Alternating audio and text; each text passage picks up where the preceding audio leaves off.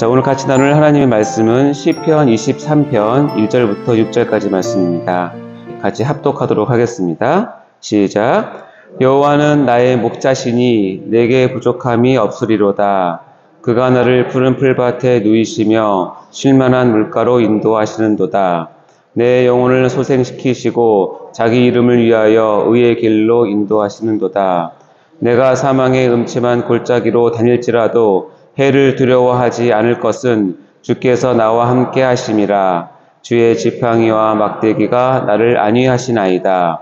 주께서 내 원수의 목전에서 내게 상을 차려주시고 기름을 내 머리에 부으셨으니 내 잔이 넘치나이다. 내 평생의 선하심과 인자하심이 반드시 나를 따르리니 내가 여호와의 집에 영원히 살리로다.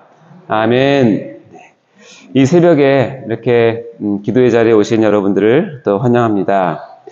제가 오늘 설교를 준비하면서 여기에 모여 새벽을 깨우고 이렇게 기도로 또 교회를 지키시는 여러분들이 얼마나 귀한 분인지를 제가 새삼 깨닫게 되었습니다. 여러분 모두를 주의 이름으로 축복합니다. 오늘도 기도의 문이 열리고 주님의 은혜와 평강이 여러분 모두에게 임하시기를 축원드립니다. 자, 오늘 설교의 제목은 시편 23편 새벽 묵상 10번째 여호와의 집에서 영원히 라는 제목으로 말씀을 전하도록 하겠습니다.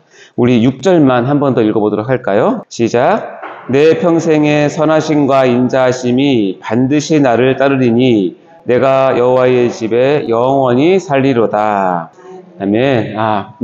벌써 시편 23편의 마지막 절, 마지막 9절에 도착했습니다. 이 10번의 새벽 묵상을 통해서 저와 여러분에게 큰 은혜를 베푸신 하나님께 감사드리며 또한 찬양을 올려드립니다.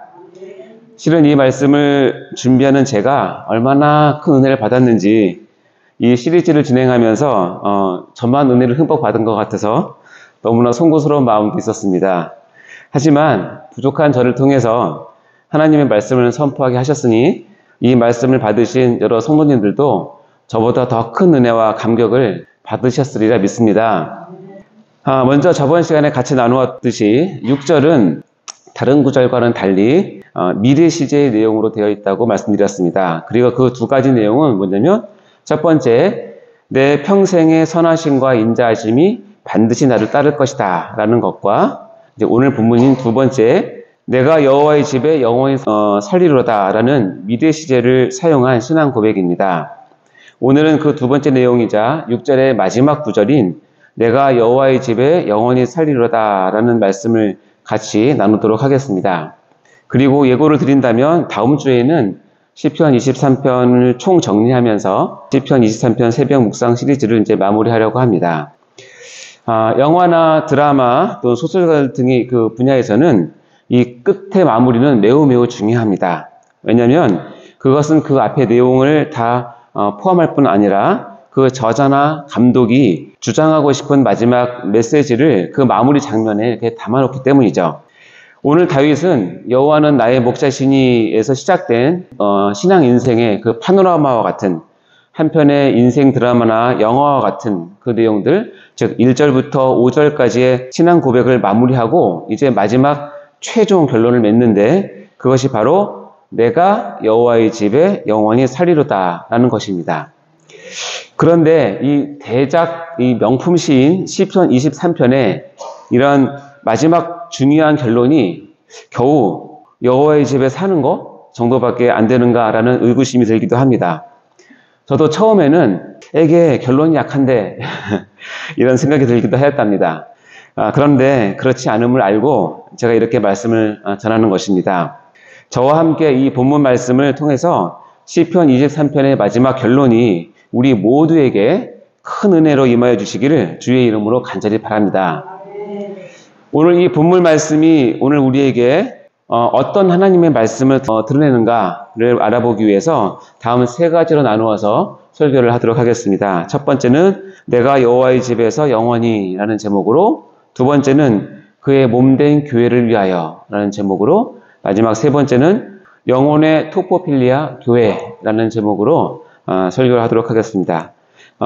첫 번째 23편 6절의 마지막 구절이 바로 내가 여호와의 집에 영원히 살리로다 라는 말씀입니다. 내가 여호와의 집에서 영원히 라는 제목인데요. 오늘 본문에서 가장 눈에 띄는 것은 주어가 내가라는 점입니다. 1차적으로 이 내가는 이 시편 23편의 저자인 다윗을 뜻하는 것입니다. 물론 여러분 4절에서 보면 내가 사망의 음침한 골짜기를 다닐지라도 라는 구절에서 내가라고 하는 주어가 쓰였지만 그 문맥의 어감상 다윗이 주도적으로 사망의 음침한 골짜기로 찾아다녔다라는 것보다는 여호와 하나님의 절대적인 주권과 강력한 인도하신 가운데 어쩔 수 없이 사망의 음침한 골짜기라도 다녔었다라고 하는 뉘앙스가 강합니다. 하지만 오늘 여러분이 같이 읽은 본문인 내가 여호와의 집에 영원히 살리로다 에서 이 내가는 다윗 자신의 굳은 결심을 통해서 미래에 대한 다윗의 신앙 결단이라고 볼 수 있습니다. 다윗은 그의 평생에 여호와의 집, 즉 성전을 사모하는 신앙인이었음을 우리는 여러 말씀을 통해서 알 수 있습니다. 물론 다윗 시대에는 성전이 아니라 성막이었지만 같은 의미를 가진다고 보시면 됩니다.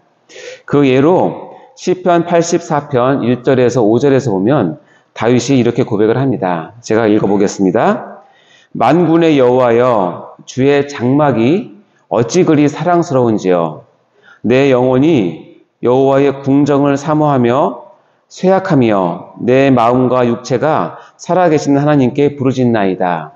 나의 왕 나의 하나님 만군의 여호와여 주의 제단에서 참새도 제 집을 얻고 제비도 새끼둘 보금자를 얻었나이다. 주의 집에 사는 자들은 복이 있나니 그들이 항상 주를 찬송하리이다. 셀라. 주께 힘을 얻고 그 마음에 시온의 대로가 있는 자는 복이 있나이다. 라고 고백을 합니다. 여기서 주의 장막, 여호와의 궁정, 주의 집, 시온의 대로 이런 것들이 뜻하는 것은 바로 무엇이냐면 여호와의 집, 즉 성막 또는 성전을 뜻하는 것입니다. 이처럼 다윗은 평생을 통해서 그것들을 사모했습니다. 오죽했으면 다윗은 천으로 된 성막에 여호와를 모시는 것이 그렇게도 송구스러워서 여호와를 위해서 멋진 성전을 그렇게 짓고 싶어 했을지도 모르겠습니다. 근데 왜 그럴까요? 구약의 백성들에게 있어서는 여호와의 집, 즉 성전은 크게 두 가지 의미가 있기 때문입니다. 첫 번째는 뭐냐면 이스라엘 백성에게 성전은 바로 여호와의 영광이 임하는 곳, 즉 하나님께서 백성들 가운데 실제로 임재하는 곳이라고 믿었기 때문입니다. 출애굽기 40장 34절과 35절에 보면 이렇게 되어 있습니다. 이 말씀은 모세가 성막을 다 완성한 후에 일어난 사건이었는데요. 구름이 회막에 덮이고 여호와의 영광이 성막에 충만하매 모세가 회막에 들어갈 수 없었으니 이는 구름이 회막 위에 덮이고 여호와의 영광이 성막에 충만함이었으며 라고 기록하고 있습니다. 이와 같이 하나님의 임재의 장소, 즉 여호와의 영광이 임하는 곳이 바로 여호와의 집, 곧 성전이라는 의미입니다. 그리고 두 번째는 뭐냐면 여호와의 집은 곧 여호와의 거룩함이 있는 곳, 다시 말하면 여호와의 이름이 있는 곳으로 믿었기 때문입니다. 사무엘하 7장 11절과 12절의 말씀에 보면 이렇게 되어 있습니다. 이 말씀은 다윗이 여호와를 위해서 성전을 지어드리겠다고 이야기를 했을 때 하나님께서 다윗에게 해주신 말씀입니다. 읽어보겠습니다. 내 수완이 차서 내 조상들과 함께 누울 때에 내가 내 몸에서 내 씨를 내 뒤에 세워 그의 날을 견고하게 하리라. 그는 내 이름을 위하여 집을 건축할 것이요 나는 그의 나라 왕위를 영원히 견고하게 하리라. 라는 말씀입니다. 여기서 내 몸에서 내 씨, 즉 그라고 표현된 사람은 1차적으로는 다윗의 아들 솔로몬을 뜻하지만 궁극적으로는 다윗의 자손으로 오실 예수 그리스도를 뜻하는 이중적인 의미를 담고 있는 내용입니다. 여기에서 보았듯이 내 이름을 위하여 집을 건축할 것이다 라고 이야기를 합니다. 하나님의 이름이 있다는 그것은 바로 하나님과 관련된 모든 신앙생활을 하는 신앙의 센터가 된다는 뜻입니다. 즉, 이 두 가지 이유, 다시 얘기하면 성전이라고 하는 것은 하나님의 임재가 있는 곳, 두 번째는 하나님의 이름을 위하는 곳이라는 뜻으로 인해서 구약시대 신앙인들은 성전신앙, 즉 성전을 중심으로 모든 신앙생활을 이끌어가는 삶을 살았습니다. 그 대표적인 인물이 바로 오늘 이 시의 저자인 다윗인 것입니다. 그래서 본문인 내가 여호와의 집에 영원히 살리로다를 여기에 맞춰서 좀 더 다윗의 마음을 담아서 고백을 한다면 이런 뜻입니다. 제가 한번 다윗의 마음을 표현해 보겠습니다.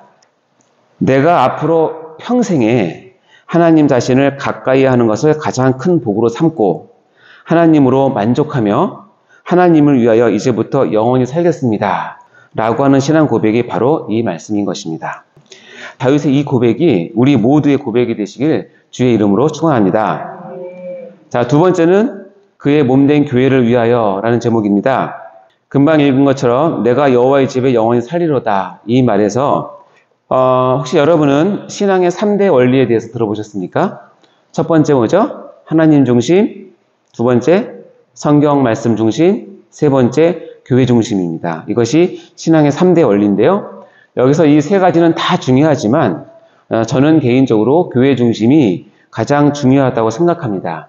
그 이유는 무엇이냐면 하나님 중심의 신앙은 결국 성경 말씀 중심의 신앙으로 모아지고요.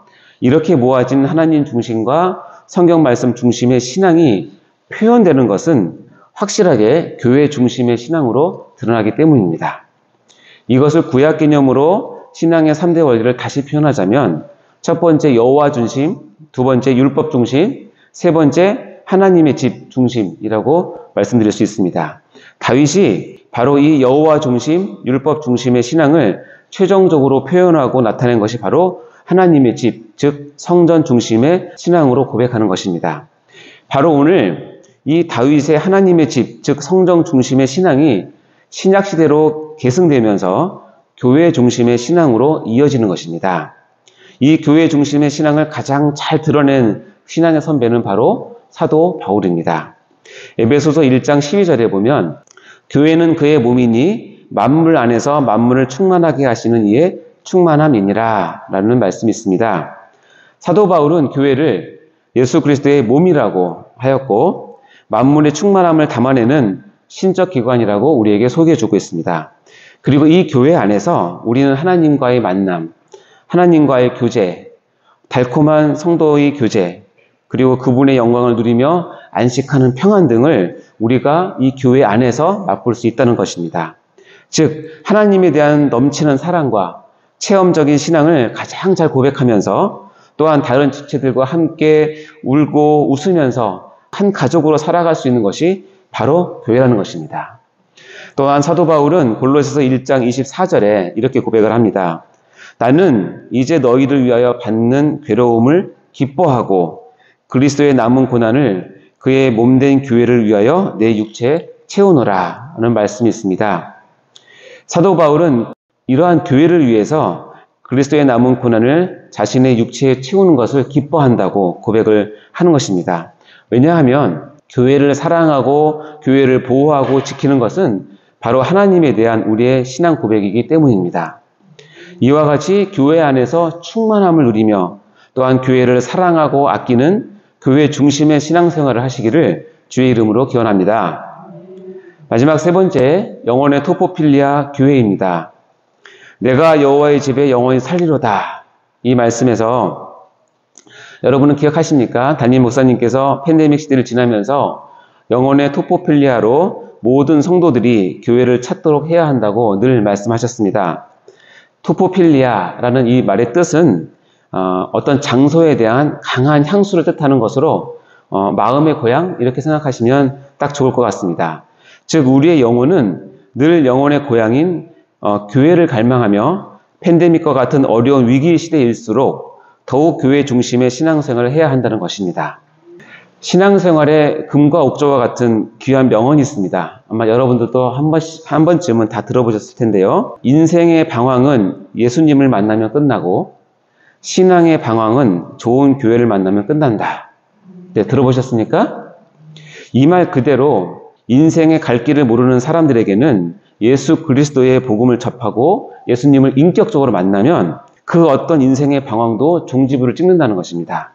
또한 이렇게 시작된 신앙일지라도 갈피를 잡지 못하고 우왕좌왕할 때는 이런 어린 신앙을 보다듬어 안아주고 위로해주고 격려해주고 바른 길로 인도해주고 하는 양육해주는 그런 바른 교회를 만나면 이런 신앙의 방황도 역시 종지부를 찍을 수 있다는 뜻입니다. 이 명언은 신앙의 첫 출발이 어떠해야 하며 실제로 어디를 향해서 가야 안전한 신앙생활이 되는지를 생각해주는 그런 귀한 명언인 것입니다. 결코 교회 존재 자체를 부정하는 무교회주의나 또는 교회를 무시하는 파라처치 무브먼트, 즉 교회 밖 신앙운동과 같은 것은 온전한 그리고 건강한 신앙의 형태로 보기 어렵다는 뜻입니다. 우리는 예수님을 구주로 고백하는 로드십 신앙에서 교회 중심의 신앙으로 반드시 나아가야 하는 것입니다. 어쩌면 시편 23편의 첫 시작이 여호와는 나의 목자시니로 시작을 해서 이제 마지막이 내가 여호와의 집에 영원히 살리로다 라고 끝나는 것과 같습니다. 즉 다시 말하면 여호와는 나의 목자라고 고백을 했던 그 다윗이 자신의 신앙의 최종 목표는 바로 여호와의 집에 영원히 사는 것이라고 하는 성전신앙, 다시 말하면 신약적으로 말하면 교회 중심 신앙으로 결론을 맺고 시편 23편을 마무리하는 것입니다. 일주일에 한 번 교회에서 예배 드리는 것도 대단하다고 보는 요즘 시대인데 이렇게 새벽을 깨우시고 새벽의 자리에서 가정과 직장과 또한 이 나라를 위해서 기도로 섬기는 여러분들을 진심으로 축복합니다. 특별히 교회를 중심으로 생활하며 늘 교회를 위해서 헌신하고 기도하는 여러분들의 이 모습에서 저는 시편 23편의 다윗의 모습을 보는 것 같아서 여러분을 뵐 때마다 너무나 감격스럽고 마음이 뿌듯하고 또 여러분을 통해서 저 자신도 큰 신앙의 도전을 받고 있습니다. 여러분 정말로 대단하시고 축복받으신 분입니다. 이제 우리 모두가 다윗처럼 성전신앙을 가지고 우리 삶의 중심을 교회 공동체에 두고 그곳에서 신앙을 배우고 하나님을 사랑하고 섬기며 형제 자매들과 함께 신앙 운명 공동체를 이루어가는 여러분들 되시기를 주의 이름으로 간절히 축원합니다. 자, 이제 설교를 마무리하려고 합니다. 오늘 우리는 가장 유명한 시, 가장 사랑받는 명시인 시편 23편의 최종 결론 부분을 같이 나누었습니다. 그것은 다윗의 평생을 건 신앙 고백으로 내가 여호와의 집에 영원히 살리로다 라고 하는 결의에 찬 외침이었습니다. 이 다윗의 성전 신앙이 예수 그리스도의 완전하신 구원 사역에 의해서 이제 우리에게는 교회 중심의 신앙으로 이어져 내려온 것입니다. 우리 장로교의 효시인 종교개혁자 존 칼빈은 교회에 대해서 우리에게 이렇게 권면을 하였습니다. 교회를 어머니처럼 사랑하지 아니하는 사람은 하나님을 아버지라고 부를 자격이 없습니다.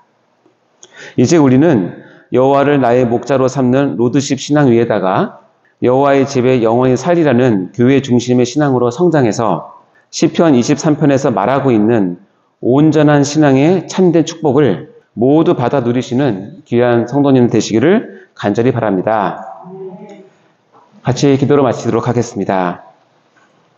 하나님 아버지, 이 시간 은혜를 부어주시어 주님의 말씀을 잘 깨닫게 하여 주심을 감사드립니다. 다윗의 시편 23편의 마지막 구절을 말씀으로 주시고 이제 우리의 하나님에 대한 신앙이 항상 주님의 몸된 교회를 중심으로 자라가야 함을 분명하게 알게 해주시니 진심으로 감사를 드립니다. 다윗과 사도 바울이 그러하셨듯이 이제 우리도 우리의 삶의 중심 그리고 신앙생활의 중심이 반드시 교회 중심으로 설 수 있도록 인도하여 주시옵소서. 그 교회 중심의 신앙이 언제나 하나님께 영광이 되며 많은 믿음의 열매들을 맺어 주님께 칭찬 듣는 우리 모두가 되게 하여 주시옵소서. 감사드리며 이 모든 기도를 우리의 목자가 되시며 교회의 머리가 되시는 예수 그리스도의 이름으로 기도하옵나이다. 아멘.